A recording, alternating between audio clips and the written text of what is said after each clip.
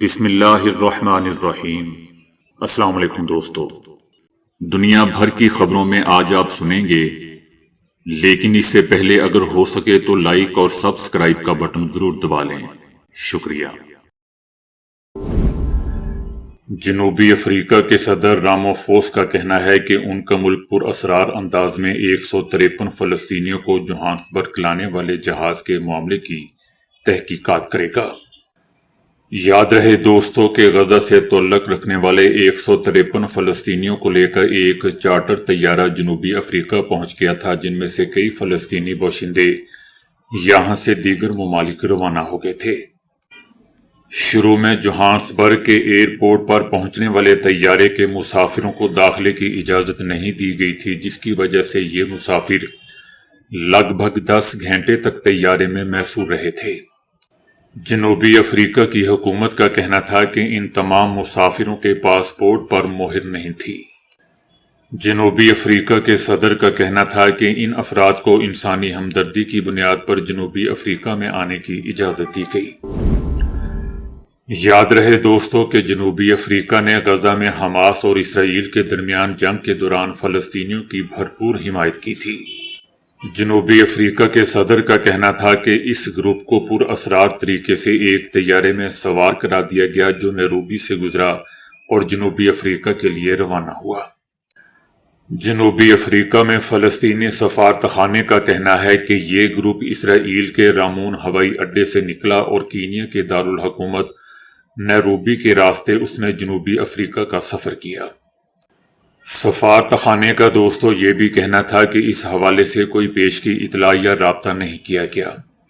جنوبی افریقہ میں فلسطینی سفارتخانے کا دوستو یہ بھی کہنا تھا کہ ایک غیر رجسٹر اور گمراہ کن تنظیم نے غزہ میں ہمارے لوگوں کے المناک انسانی حالات کا احتسال کیا، خاندانوں کو دھوکہ دیا، ان سے پیسے بٹورے اور ان کے سفر کو بے قاعدہ اور غیر ذمہ دارانہ طریقے سے کیا۔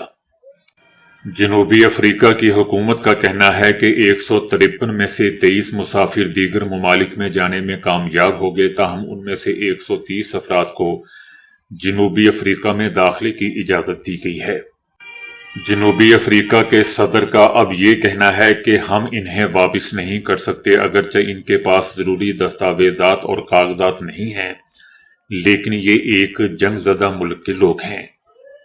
صدر کا یہ بھی کہنا تھا کہ جنوبی افریقہ کی حکومت اس معاملے کی مناسب تحقیقات کرے گی اور عوام کو اس بارے میں آگاہ کیا جائے گا کہ کیا ہو رہا ہے اور یہ معاملہ کہاں تک پہنچا۔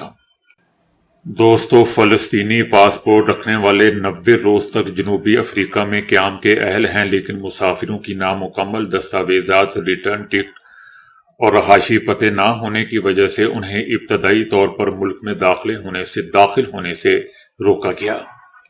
جنوبی افریقہ کی حکومت کا یہ بھی کہنا ہے کہ ان تمام افراد کے پاس درست پاسپورٹ ہیں اور فی الحال ان میں سے کسی نے بھی سیاسی پناہ کی درخواست نہیں دی ہے۔ گروپ میں شامل فلسطینیوں نے مقامی میڈیا کو بتایا ہے کہ وہ جنوبی افریقہ پہنچنے پر مطمئن ہیں کیونکہ اس ملک میں امن اور انصاف ہے۔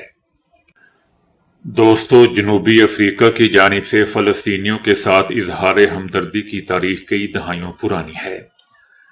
90 کی دہائی میں سابق صدر نیلسن منڈیلا نے بھی کھل کر فلسطینیوں کی حمایت کا اعلان کیا تھا۔ غزہ جنگ کے آغاز کے بعد سے ہی جنوبی افریقہ کے کئی شہروں میں فلسطینیوں کے حق میں مظاہرے ہوتے رہے ہیں، حالانکہ جنوبی افریقہ میں بہت سے یہودی بھی آباد ہیں۔ سن 2023 میں جنوبی افریقہ کی حکومت نے عالمی عدالت انصاف میں اسرائیل کے خلاف نسل کشی کا الزام عائد کرتے ہوئے مقدمہ بھی درج کروایا تھا۔ اسرائیل نے جنوبی افریقہ کے اس الزام کی سختی سے تردید کی تھی۔ انڈیا کی شمالی ریاست بہار میں اسمبلی انتخابات کے رزلٹ بی جے پی کے حق میں دوستو آئے ہیں، لیکن مسلمانوں کی ایک پارٹی جس کی بنیاد حیدرآباد اور تلنگانہ میں ہے، اس نے بھی کامیابی حاصل کی ہے۔ آل انڈیا مجلس اتحاد المسلمین نے بہار کے ان 25 اسمبلی حلقوں سے امیدوار کھڑے کیے تھے جہاں یا تو مسلمان اکثریت میں ہیں یا پھر وہاں ان کی تعداد اتنی ہے کہ وہ انتخابات کا فیصلہ کرنے میں اہم کردار ادا کرتے ہیں۔ اگرچہ AIMIM کے صدر اور حیدرآباد کے رکن پارلیمنٹ اسد الدین اویسی کی جانب سے کل 25 امیدواروں میں سے 23 امیدوار مسلمان تھے، لیکن BJP کی جانب سے کوئی بھی مسلمان امیدوار نہیں تھا۔ جب انڈیا کی ایک صحافی نے BJP کے رہنما اور انڈیا کے وزیر داخلہ امت شاہ سے یہ سوال کیا کہ آخر BJP نے کسی مسلمان امیدوار کو ٹکٹ کیوں نہیں دیا، تو ان کا کہنا تھا کہ بھارتیہ جنتا پارٹی نے مسلمانوں کو ٹکٹ نہیں دیا، یہ پہلی بار نہیں ہوا ہے، ہمیشہ ایسا ہی ہوتا ہے، اس لیے کوئی نیا سوال کریں۔ جب ان سے اس کی وجہ پوچھی گئی تو ان کا کہنا تھا کہ جو جیت سکتا ہے ہم اسے ہی ٹکٹ دیتے ہیں۔ مبصرین کا دوستو کہنا ہے کہ انڈیا کے انتخابات میں مذہب اور ذات پات کی بنیاد پر بہت سارے فیصلے کیے جاتے ہیں۔ بہار کے حالیہ اسمبلی انتخابات میں مسلمانوں کی ریاست میں آبادی کے حساب سے نمائندگی نہ ملنے پر سوالات اٹھتے رہے ہیں۔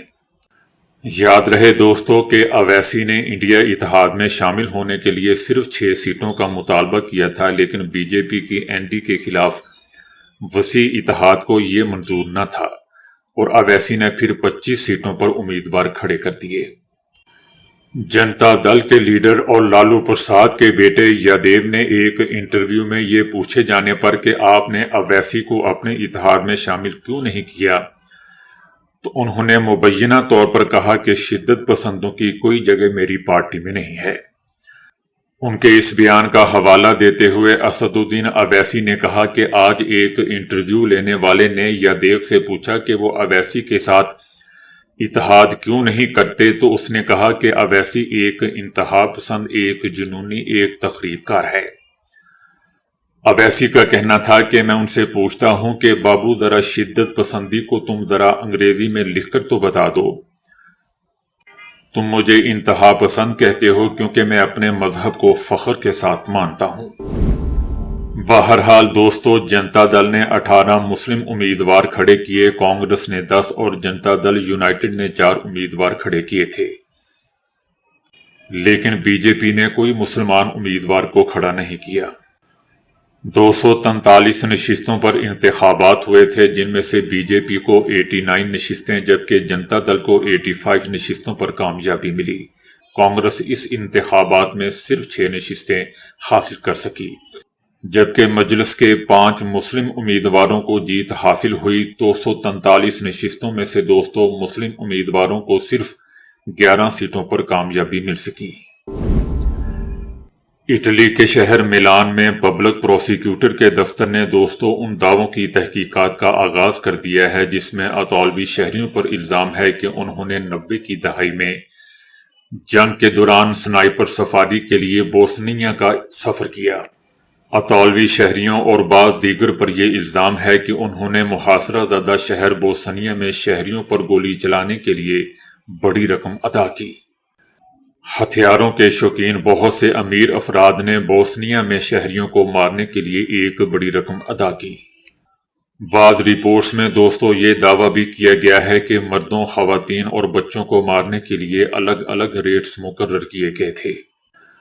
لگ بھگ 4 سال تک بوسنیا میں جاری رہنے والے بدترین محاصرے کے دوران 11,000 سے زائد افراد کو مارا گیا تھا۔ جنگ کی وجہ سے یوگوسلاویہ کے حصے ہو گئے تھے اور یہاں مسلسل گولہ باری اور سنائپر فائر کے متعدد واقعات رپورٹ ہوتے رہے۔ یاد رہے دوستو کہ انسانی شکاریوں کے بارے میں اس نوعیت کے الزامات گزشتہ سالوں میں متعدد بار سامنے آتے رہے ہیں۔ اب اٹلی کے تخریب کاری کے پروسیکیوٹر اس معاملے کی تحقیقات کر رہے ہیں۔ بوسنیا کے ملٹری انٹیلیجنس کے افسر نے انکشاف کیا کہ ان کے بوسنین ساتھیوں کو 1993 میں ان مبینہ سفاریز کا علم ہوا جنہوں نے یہ معلومات 1994 کے اوائل میں اٹلی کی ملٹری انٹیلیجنس کو دی۔ ان کا کہنا تھا کہ ملٹری انٹیلیجنس کی جانب سے رد عمل تقریباً 2 مہینوں کے بعد آیا۔ انہیں پتہ چلا کہ یہ سفاری سیاح شمالی اٹلی کے سرحدی شہر ٹریسٹی کے ذریعے وہاں سفر کرتے تھے۔ بتایا جاتا ہے کہ بوسنیا میں اس قتل عام میں ملوث افراد کا تعلق اٹلی کے ساتھ ساتھ امریکہ اور روس سے بھی تھا۔ تقریباً دوستو 100 اطالوی شہریوں نے ایسا کرنے کے لیے بہت سارے پیسے ادا کیے۔ آج کے لحاظ سے یہ رقم تقریباً $1,00,000 بنتی ہے۔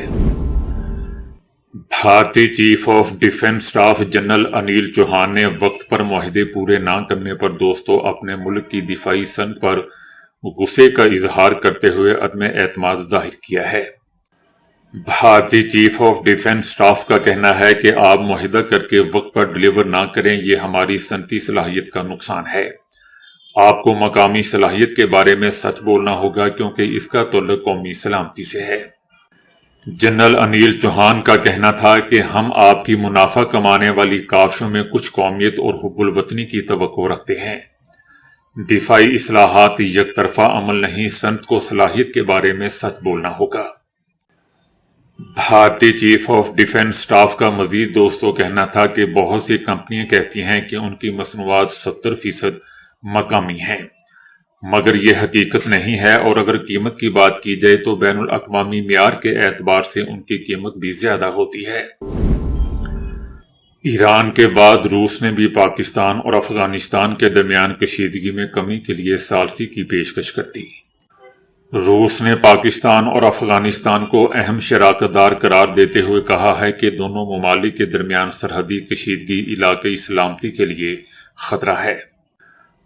روس نے کہا ہے کہ پاکستان اور افغانستان تحمل کا مظاہرہ کریں، اختلافات بات چیت سے حل کریں، کشیدگی بڑھانے والے اقدامات سے باز رہیں اور بات چیت جاری رکھیں۔ افغانستان میں بچوں کی غذائی قلت کے حوالے سے اقوام متحدہ نے انتباہ جاری کیا ہے۔ افغان طالبان کے زیر اقتدار افغانستان میں اقوام متحدہ کا کہنا ہے کہ معاشی بحران شدت اختیار کر چکا ہے۔ افغانستان میں خوراک تک محدود رسائی نے افغان بچوں میں غذائی غربت کا خطرہ بڑھا دیا ہے۔ افغانستان میں 2 سال سے کم عمر کے تقریباً 90% بچے غذائی قلت میں زندگی گزار رہے ہیں۔ اقوام متحدہ کی دوستو رپورٹ میں بتایا گیا ہے کہ 2025 میں 35 لاکھ بچے غذائیت کی کمی کا شکار رہے، جبکہ 14 لاکھ شدید خطرے سے جوتار ہیں۔ غذائی قلت کے شکار بچوں سے 85% سے زیادہ کی عمر 2 سال سے بھی کم ہے۔ افغانستان میں بچوں کی غذائی قلت کا یہ پہلا تجزیہ کیا گیا ہے۔ افغانستان کے صوبے بامیان کے 54% سے زائد بچے شدید غذائی غربت کے خطرے میں ہیں، ایسا دوستو اقوام متحدہ کی ایک رپورٹ میں بتایا گیا ہے۔ تو دوستو ابھی کے لیے اتنا ہی۔ ویڈیو کو لائک اور شیئر کرنے کا بہت بہت شکریہ۔